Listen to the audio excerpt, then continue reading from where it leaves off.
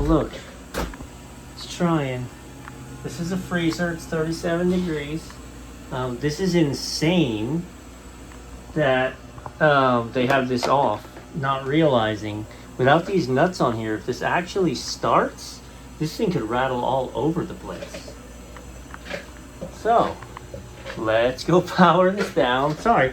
Yeah, the operations manager was here.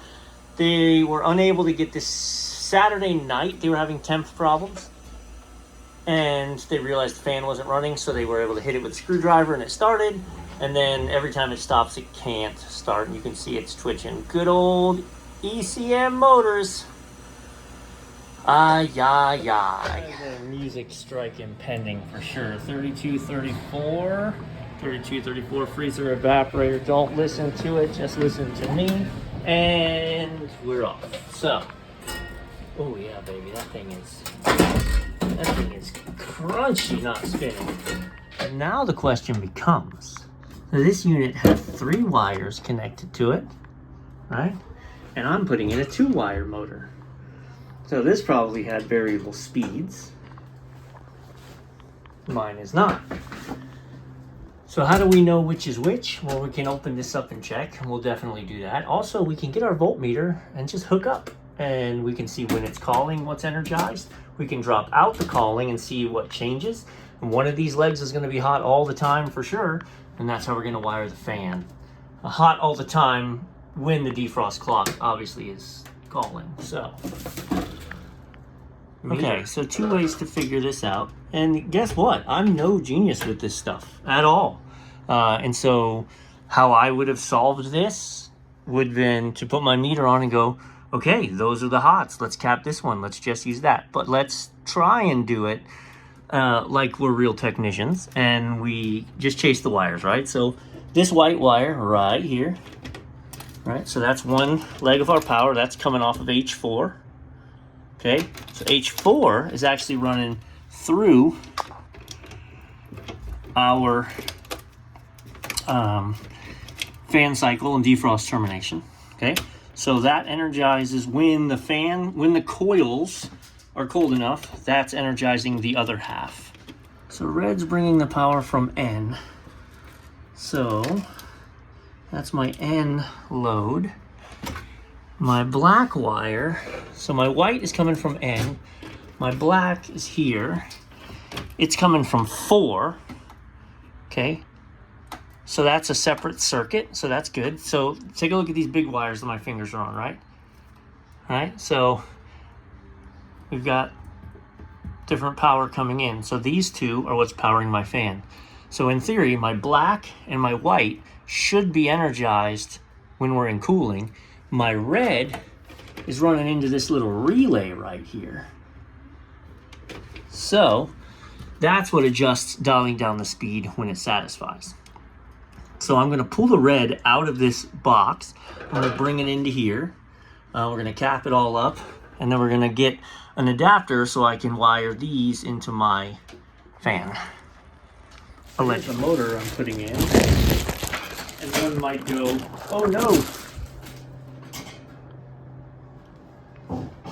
Well, there's lots of ways to overcome this problem, but I think I've got the best one in the van. We shall see. There she is.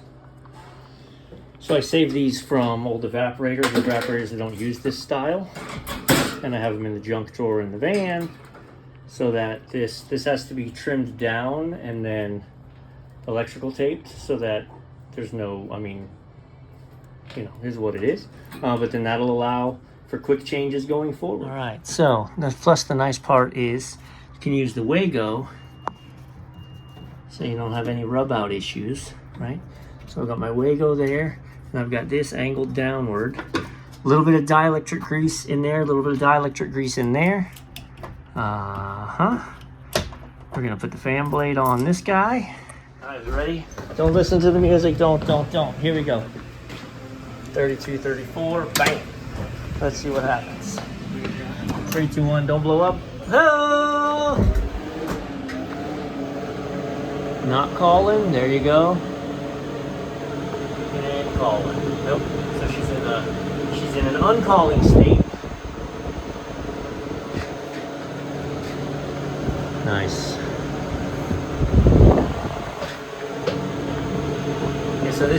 the old system would have had it in low speed right now.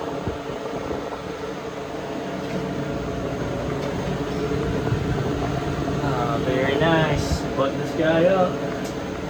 Watch the temps drop. Alright, let's go watch the outside unit run. That's fun. This is definitely calming. It is interesting that I don't see any... Okay. Disconnects are here. So I power cycled the breaker, the disconnect, checked my voltage. I had 240 and then she fired up. This is a lot of heat coming off of this thing, and that coil, not, I mean, enough air getting through it, but I don't love what I'm seeing here. Let's get some readings.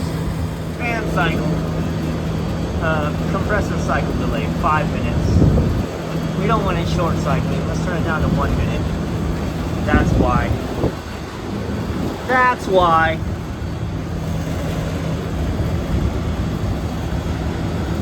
So I power cycled the unit inside at the breaker and then came out and it wasn't running.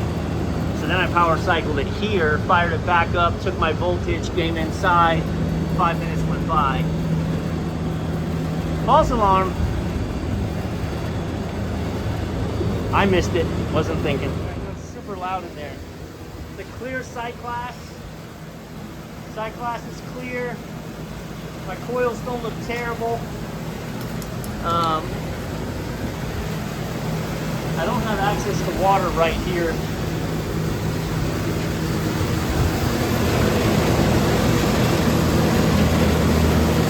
I don't like all that crud. I'm gonna clean it out while I'm here. I'm too far away. I don't want to take any chances.